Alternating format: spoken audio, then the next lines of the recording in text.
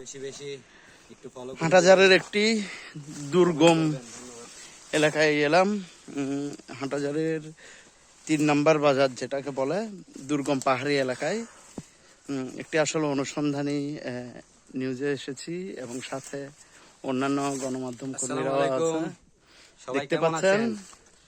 আসলে সবাই উঁচু পাহাড় বেয়ে অনেক ক্লান্ত এবং বন জঙ্গলের মধ্যে খুব আসলে অ্যাডভেঞ্চার। ভাই এটা দেখেন এই যে জঙ্গলের লেবু, জঙ্গলের লেবু।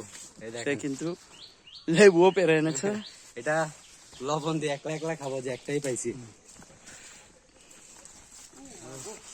ভাই সাপ দেখেন, সাপ মনে হয় সাপ না, আরে হাত উঁচা করে হাঁটেন, হাত উঁচা করে হাঁটলে কিন্তু লাগবে না, হাত উঁচা করে হাঁটেন। আসলে এখানে খুব কাঁটা এবং অনেক, যেটা পুত্তি বেগুন সেই গাছটিও রয়েছে। তবে খুব ভালোই লাগছে, যদিও অনেক গরম। গরম, চারিদিকে বাতাস নেই তো ভাই, একটুও বাতাস নেই।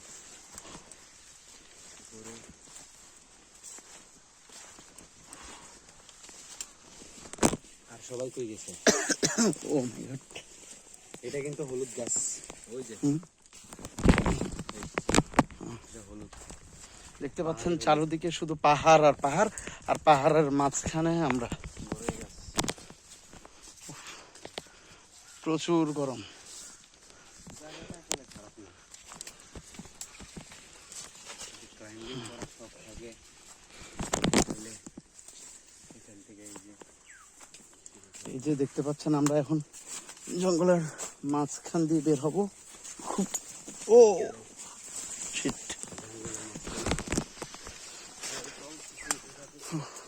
আমরা এখানে লেবু খুঁজতেছি, যান যান যান। অনেক লেবু গাছ। মালিকানা নাই। একটা লেবু খাই গেছি, এই দেখেন, এই একটা লেবু বুড়া ছিঁড়ে ফেলতেছে। এই আলমগীর ভাই একটা সিসি বুড়া। লেবু ছিঁড়ে ফেলছে।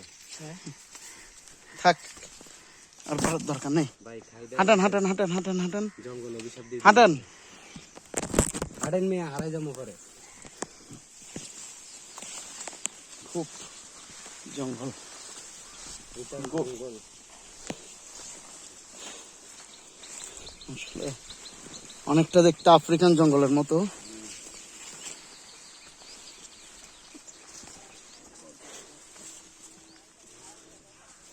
চারদিকে শুনশান নীরবতা, হ্যাঁ, আর আমি একটা কথা বলি, মাঝখানে আমরা। আমাদের সহকারী দুইজন ভয় আছে নাই, একটা রমেশ ভাই হ্যাঁ। আর একটা মিলন ভাই।